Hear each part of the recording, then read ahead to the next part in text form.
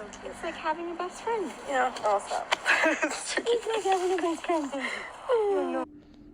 I've never had a dog, just lots of little fish and one beloved guinea pig. Ever since I was younger, the relationship between owner and dog has been a phenomenon I've been curious about. This nosiness of mine inspired me to look at dogs' relationships with humans for my final anthropology project, which is what we will be delving into today. My name is Emma Birnbaum, and welcome to Emma Walks Dogs. I am a fourth-year student in Living with Animals 3559, an anthropology class taken in the fall of 2023. To begin my research on the relationship between humans and their dogs, I turned to the internet. I spent a lot of time with a TikTok page titled We Rate Dogs, which has 2.1 million followers and is run by a man named Matt who just really loves dogs. It's hard to find much information about Matt himself, as all of his content is dedicated to his love of dogs and sharing this love with other people.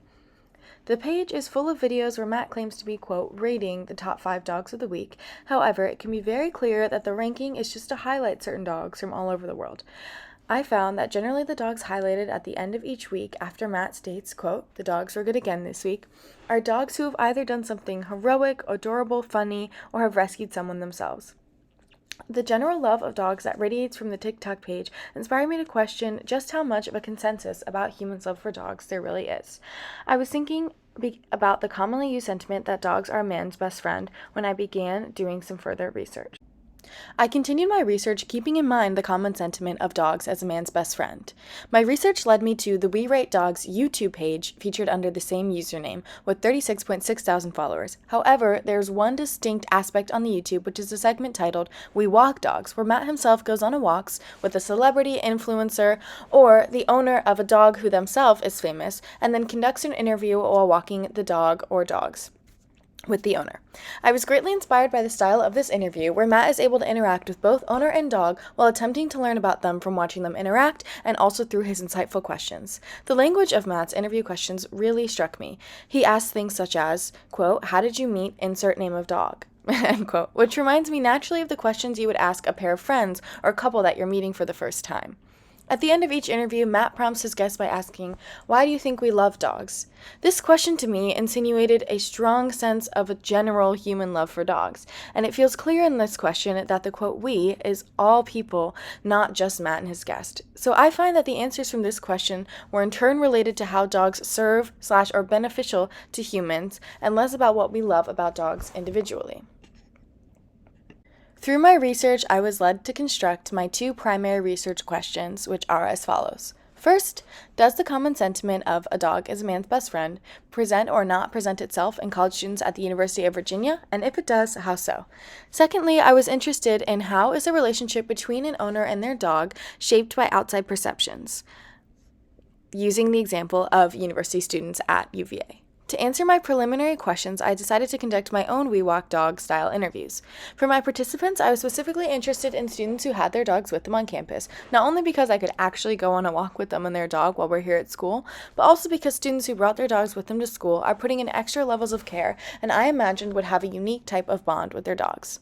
I found my 2 participants for my walks by reaching out to friends and people that I knew in clubs. Ultimately, I had to go through friends of friends to find students with dogs who were willing to do the walk. However, I was able to go on 2 lovely walks, where both participants consented to our interview being recorded, as well as me sharing their first names and the names of their dogs. My thesis, which I constructed after doing my online research as well as my in-person interviews, is that college students at the University of Virginia who've brought their dogs with them to school do relate to the common sentiment that a dog is a man's best friend. And the ideas about dogs that arise from this sentiment manifest in university students through relationships of companionship and the belief in unconditional love from the dogs expressed to the owners, which can represent possible anthropocentric ideas of a dog's purpose to humans. And additionally, the perception of college students at the University of Virginia who've brought their dogs with them to school is largely shaped by how their dog is perceived by outsiders. To begin to understand how I came to these conclusions, I will now turn to my interviews. On October 27th, I went on a walk with 4th-year student Izzy, who lives in a sorority house, and with her 4-month Cocker Spaniel, Pierre. When I asked Izzy how she met Pierre, which is using the same language Matt does in his interviews, I learned. My first question is, how did you meet Pierre and when? So I found Pierre on Facebook. I got him, I want to say, August. Okay. So I've had him for a couple weeks now. Oh wow, that's so neat. And I drove, yeah, he's new and he's so young. I drove to Nashville to pick him up. I saw pictures of him and I had to. He's so perfect. After learning how the pair met, I began to wonder more about Izzy and Pierre's relationship. I learned that, in the beginning, Pierre was so attached to Izzy that she, quote, felt guilty going to class, end quote. It even seemed to me that Pierre understood Izzy's emotional needs. Izzy will explain some more here. Don's he's emotionally intelligent. Like he knows when I'm upset. It's like if I'm sad, like he'll come lay on my shoulder. Like it's really cute. I also learned a little bit from Izzy about what it's like to have a dog as a student with her at UVA and how their lives have become entangled. He's so good for me because he makes me have a routine. He makes me get up early, take him out he says he's taking out every 2 hours. Wow. Yeah. So he gives me a lot of structure and of course he gives me so much love. He's my best friend. We do everything together. After hearing about the extent to which there is a level of companionship and aligning of livelihood and everyday routine between Izzy and Pierre, I began making connections to Donna Haraway's 2003 Companion Species Manifesto. One connection that became apparent to me is when Haraway defines significant otherness, which she describes as the deep interspecies relationship that we share with our companion animals that is understood with the knowledge that we can never fully understand our companion animals. And this significant otherness, described by Haraway, is built through time spent, affection, and life building. We see this level of longer durations of time spent, great levels of affection, and life building with Izzy and Pierre, and we also see it with the second guest I was lucky enough to spend time with. On November 29th, a month after I met up with Izzy and Pierre, I was able to walk with Juliana, a fourth-year student who lives in the Flats apartments, and her 1.5-year-old golden retriever, Luna. And here's the story of how Luna and Juliana met. So my dog, my first dog had puppies my first year. And she originally was one of my parents' dogs, but I told them that I really wanted to have a dog for second year of college. And I was like, I'll be so responsible. So when I went home during spring break and stuff, I was more serious to my parents than my dog. Yeah. So, and the whole summer I had to, show them I was responsible, take her everywhere with me. And yeah. With the relationship with Juliana and Luna, Juliana also noted a similar thing as Izzy about how having a dog with them at school helps them have a certain routine or how their schedule is centered around the dog. This is mentioned when Juliana states, and my schedule, it always was around me taking her out to a potty. At the beginning of this podcast episode, we heard a quote from Izzy where she states that having a dog is like having a best friend. Juliana, when discussing what it's been like having Luna with her on ground, states that, yeah, she's been my bestie. Once again, I noticed connections to Donna Haraway's Companion Species Manifesto, where on page 16, Haraway talks about the joint lives of dogs and people who are bonded in significant otherness, and I felt that this level of companionship was present between Izzy and Juliana as examples of students who have dogs with them on UVA's grounds. After learning about this level of companionship that is expressed between dogs and their owners, we'll now move into the later part of my thesis about the perception of college students at the University of Virginia who brought their dogs with them to school and how this is largely shaped by how their dog is perceived by others. So to begin, I asked both Juliana and Izzy if having a dog with them here at school changes their experience in any way, and additionally, if they believe that the breed/personality of their dog impacts how people perceive them as the owner. First, we'll hear from Izzy. Since he is so friendly and bubbly and running up to people, people come and talk to me because he's a very approachable dog, and I think in turn that makes me seem approachable.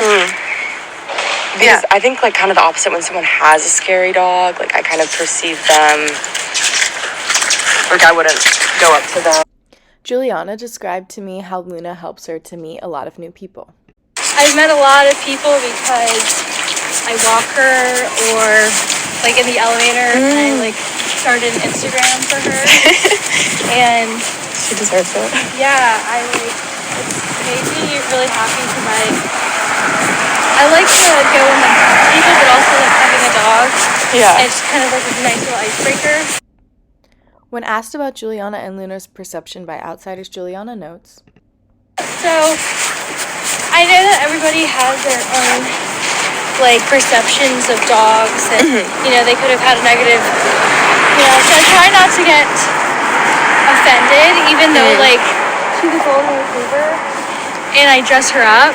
Like, you know, she's always wearing an outfit or a costume. Right. And I try to, like, I just respect people's spaces, especially when it's, like, in an elevator. In order to try to understand these responses, I turned to some of our course readings from this semester.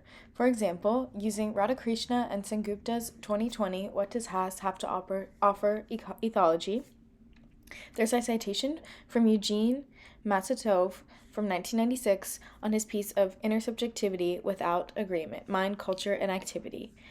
And the quote is about how the longer human-animal interactions are, the more these individuals are defined by a state of intersubjectivity. And the quote goes as follows.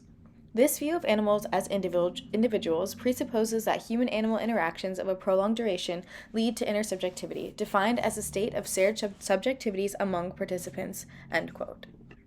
I was able to see that through the more time Izzy and Juliana have both spent with their respective dogs while having them living with them at school this year and semester, they have grown a closer relationship to their dogs and also are perceived almost as one by outsiders.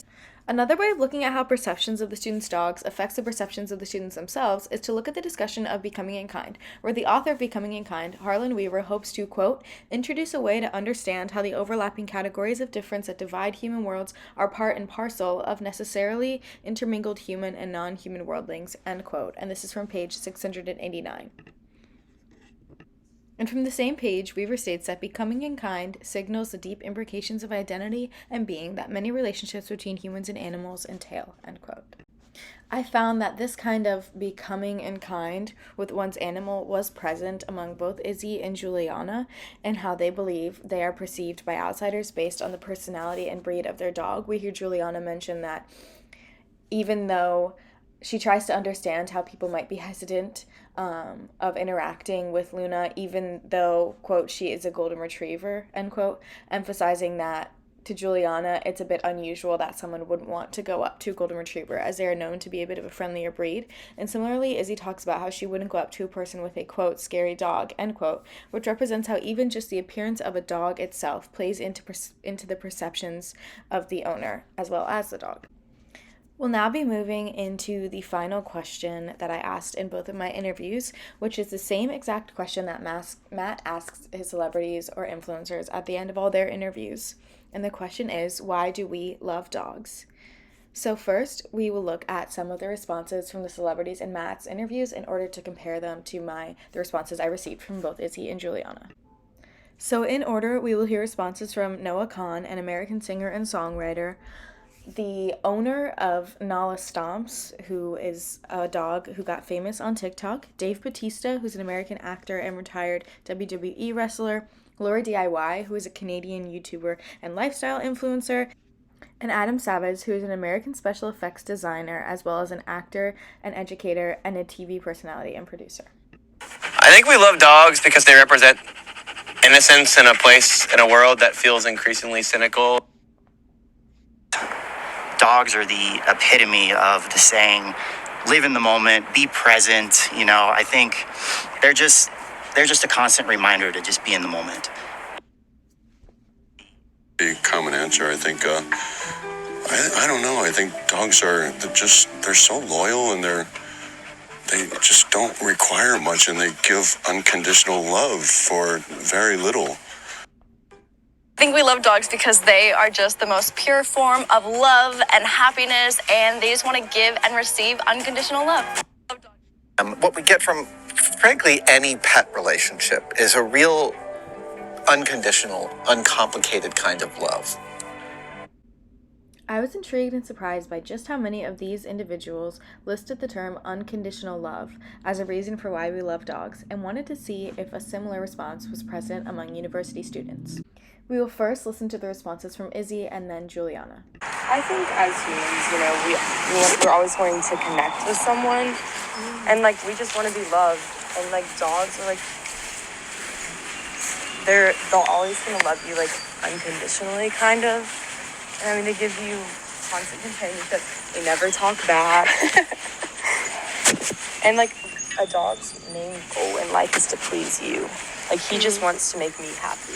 So, like, when I praise him and, like, his tail's wagging, like, he's so happy that I made him happy. And that's why he's, like, easy to train. Because, like, everything he does, he doesn't want to do something bad and be in timeout. He just wants to make me happy. And they're adorable. And they're so cute. I mean, look at his face. You love dogs? Yeah. I think that dogs are just, you know, they can't speak, right? So we can't ever hear their opinions about us. And that, like, they're, most dogs I've ever met are very cuddly. They want attention, and they're not afraid to, like, ask you or jump on you or, like, you know, and it's, they're, like, they have, all of them have their own personalities. Like, no dog's, like, the same. Same with people. And I feel like once you find, like, a pet that you can relate to, like, you just love them. From these responses, I gather that the concept of unconditional love is present among university students who have their dogs with them on campus, and that it seems like dogs represent something about us as humans. And additionally, about the discussion of dogs' only goal in life being to please us, led me to think about whether this idea of unconditional love was an example of anthropocentrism. And I thought once again of Donna Haraway's Companion Species Manifesto, where Haraway discusses the, quote, fantasy of unconditional love, end quote, which is from page 38. And Ike Crickmore discussed in an article for the Parheel blog about how this, quote, belief that dogs must deliver love to pet owners without any further consideration of their own needs is harmful to dog relationships and human relationships alike, end quote. Before continuing on, I'll describe a little of what I mean by the term anthropocentrism. Let's hear a definition from Brian Boyd from his piece, Archaeology and Human-Animal Relations, Thinking Through Anthropocentrism. The definition is from page 300, where Boyd states, quote, in part, anthropocentrism is the ethical belief that only humans possess intrinsic value. From this view, non-human animals have only, parentheses, humanly perceived, close parentheses, economic and or symbolic utility, close quote. And now for how this term relates to dog and human relationship, Boyd cites environmental political theorist Tim Hayward, who states that, quote, foregrounding other species in the human-non-human relationship leads Hayward to argue that the ethical concern with anthropocentrism marks as morally wrong the promotion of human interest at, quote, the expense of other species, end quote. After reading Boyd's piece and studying his definitions, I looked back at my interviews with Juliana and Izzy to see if the benefits that the two of them were getting from having their dogs with them at school, which they described as constant companionship, a way to meet people, and that unconditional love, was outweighing the benefits that the dogs themselves could be receiving. For example, Juliana notes, When I sometimes feel bad because I'm like, she's like a pretty big dog in the department. Juliana also mentions that Luna's siblings are living at home with her parents, and sometimes she feels bad that Luna is not at home with the siblings. As for Izzy, on our walk, we ran into a couple areas where there was just a lot of trash and litter on the ground that we had to make sure Pierre stayed away from, and Izzy noted that this is another difficulty of having a dog on a college campus. Although I do believe the idea of unconditional love that is present among these university students can have dangerous anthropocentric undertones, I do not believe that the dogs that Izzy and Juliana have are not being given in return immense amounts of love and care. Juliana states that Luna is her top priority, and she walked me through her routine every morning where she walks Luna to various places around UVA's campus so that Luna doesn't get bored, and that when it's cold, Juliana will stand outside with Luna for 45 minutes playing fetch. Izzy wakes up every morning when Pierre does, no matter how tired she is from the night before, and she takes him to places like Mad Bull where he has the ability to run and play like the puppy he is. These students who brought their dogs with them to UVA's campus have a special level of dedication, admiration, and love for their companion species, where they are trying every day to make their dogs as happy as the dogs make them. Thank you so much for listening to the first episode of Emma Walks Dogs. This episode was produced using iMovie and Voice Memo, and a very special thanks goes out to all of the sources that were cited in this piece, as well as Juliana and Izzy, and Luna and Pierre were very special guests on my walks.